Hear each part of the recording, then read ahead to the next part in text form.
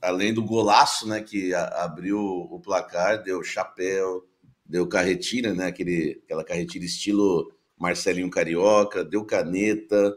O homem tava empolgado. Eu tenho bastidores para falar do Coronado, ele já estava meio sendo fritado lá dentro do Corinthians. E ontem ele estava a fim de desabafar, né? Ele deu uma segurada, mas na entrevista, né, deixou escapar algumas coisas lá. Ele estava incomodado realmente, queria jogar, ele acha que tem, né, condição de ser titular do Corinthians. E ontem foi o dono do jogo que me fez estar aqui hoje, no início do programa, o nosso Coronha. Ah lá, Coromago. mas como assim?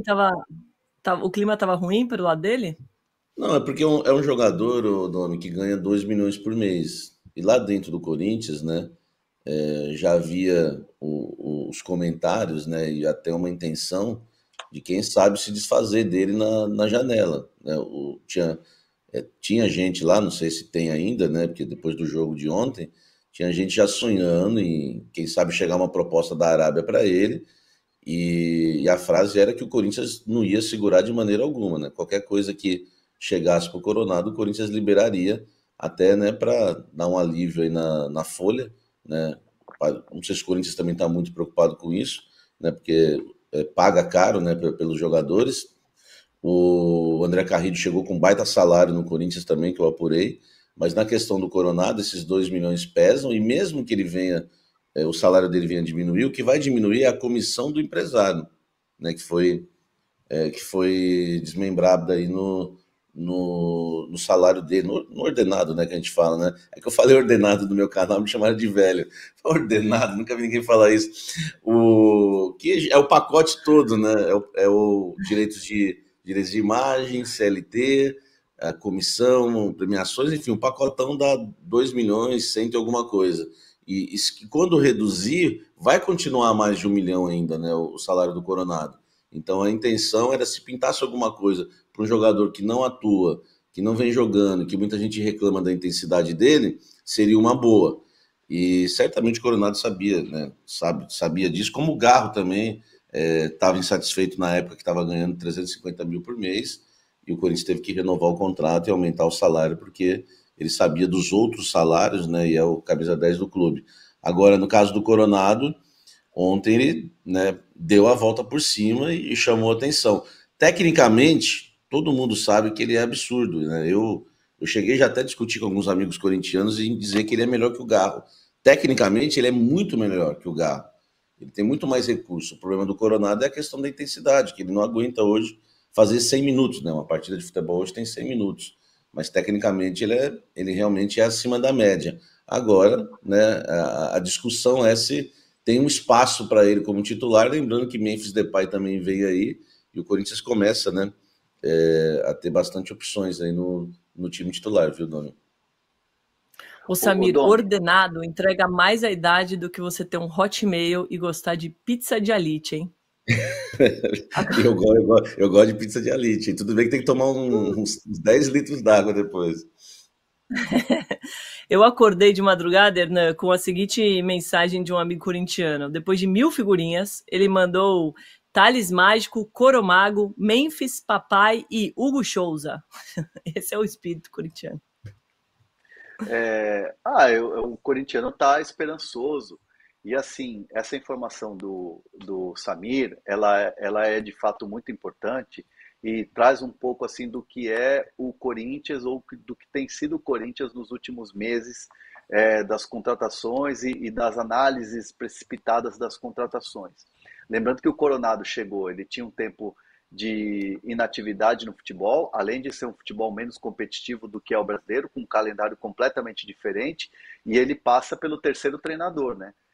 Mano, né? Nem sei se ele chegou a jogar com Mano, não me lembro, ele estava numa preparação, aí depois vem o Antônio Oliveira, cai o Antônio Oliveira, chega o Ramon Dias com o Emiliano Dias.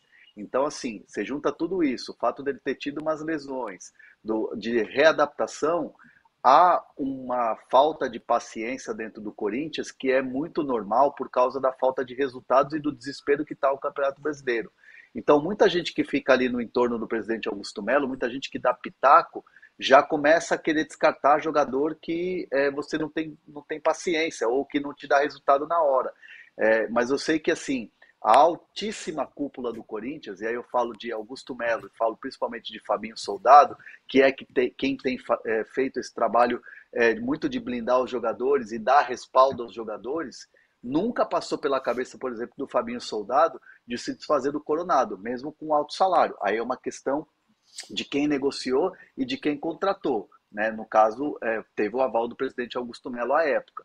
Então, assim, o Fabinho Soldado é um dos que mais, no caso, sempre acreditaram no Coronado. E não à toa o Coronado tendo as oportunidades e tendo tranquilidade, é muito por esse trabalho feito pelo Fabinho no dia a dia, que muita gente fala assim, o cara não faz nada, o cara fica ali vendo o jogo do Corinthians, do Flamengo no vestiário, como Rubão deu uma entrevista recentemente para a CNN Esportes dizendo isso, não é bem por aí.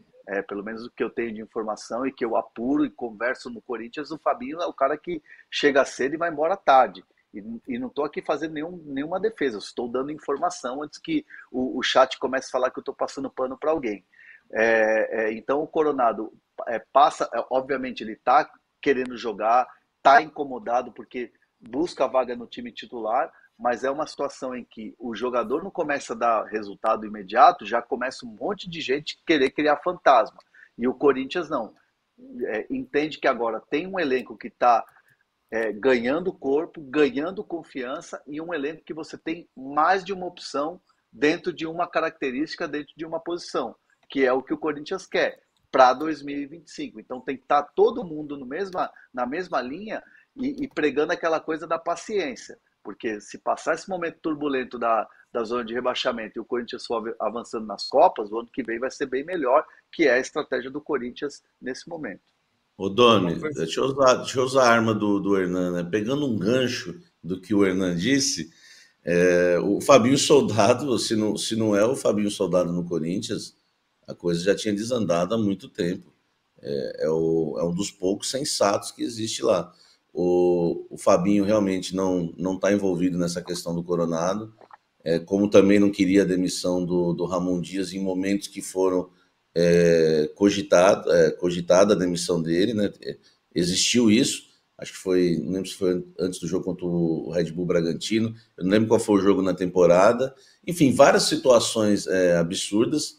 Quem segurou a onda foi o Fabinho Soldado. Algumas contratações que o Augusto queria e ele não, enfim, não achou melhor, que não era interessante tocar para frente as negociações. Várias situações. O Fabinho Soldado, o Hernan falou que vão falar que estão passando pano. Eu já estou passando pano aqui, então.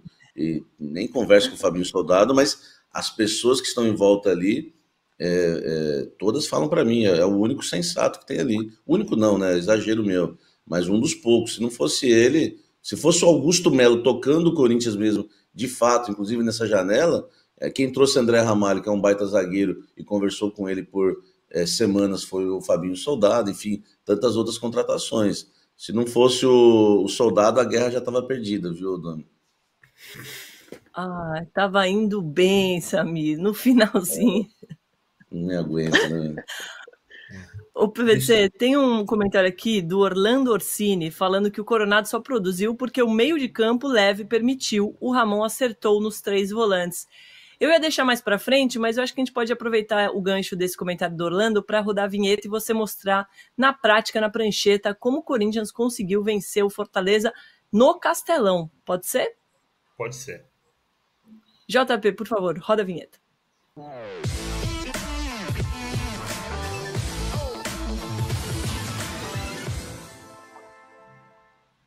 Vou precisar pedir ajuda para os universitários aqui, porque eu perdi uma informação da minha memória, do meu HD, como dizem, e vou ter que recuperar aqui, que é uma questão simples, que é a seguinte: Coronado jogando por dentro, ele fez uma linha de 4, né? Ele fez uma linha de 4, com o Fagner, com o Félix Torres, com o Kaká, que se complicaram em alguns momentos. O Félix Torres quase fez um gol contra, tipo Oséias, com o Hugo. O que me chama muita atenção é o seguinte: aí você tem Rian e tem Charles, e tem o Coronado variando de dentro para fora, de fora para dentro, e fazendo o meio campo. Eu não acho que tem exatamente 3 volantes, aí ele tem o Thales Magno que encosta, mas ele faz um 4-2-3-1, e que é uma coisa que o O Ramon gosta de fazer um 4-2-3-1, mas ele gosta de fazer a saída sempre voltando com um volante, que seria o Ranieri ou seria o André Ramalho, mas ontem ser os dois tinha que ser o Rian, para fazer um lateral chegando e o Fagner dá amplitude,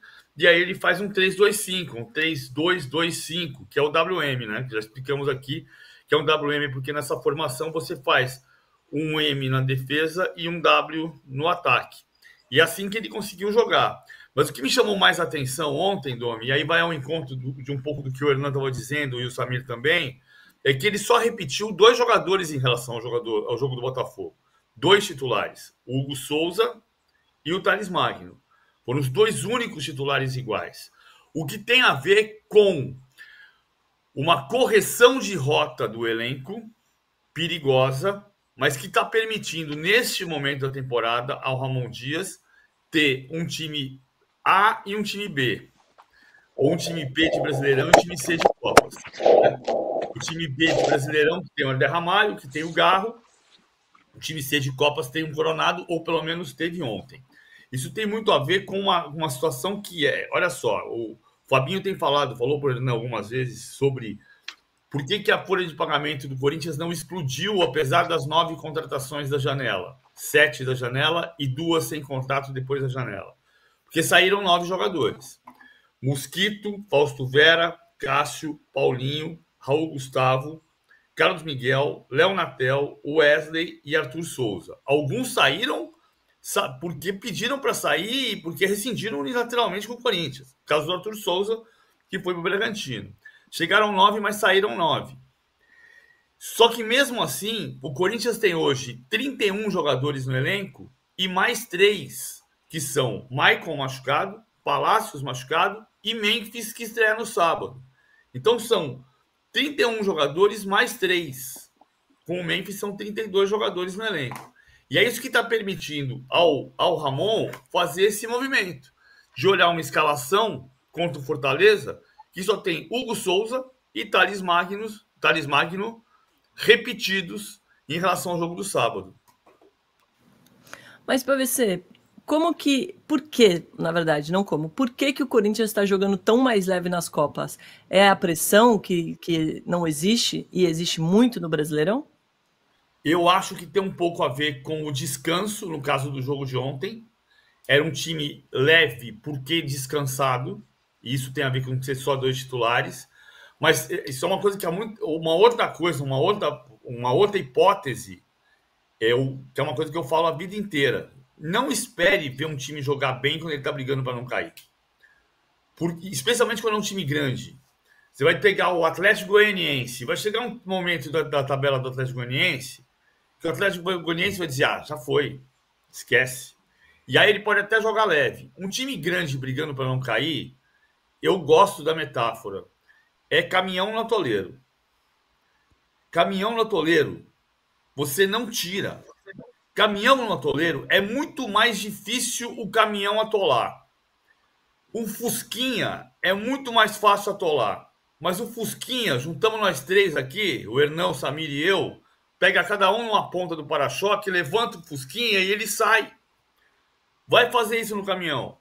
Então fica uma pressão gigantesca, fica o caminhão atolado e todo mundo fazendo uma força incrível para tirar e não consegue, porque aí fica uma situação cada vez mais, aquele rosto tenso, aquele olhar de que, nossa, vai cair na areia movediça, você não consegue tirar.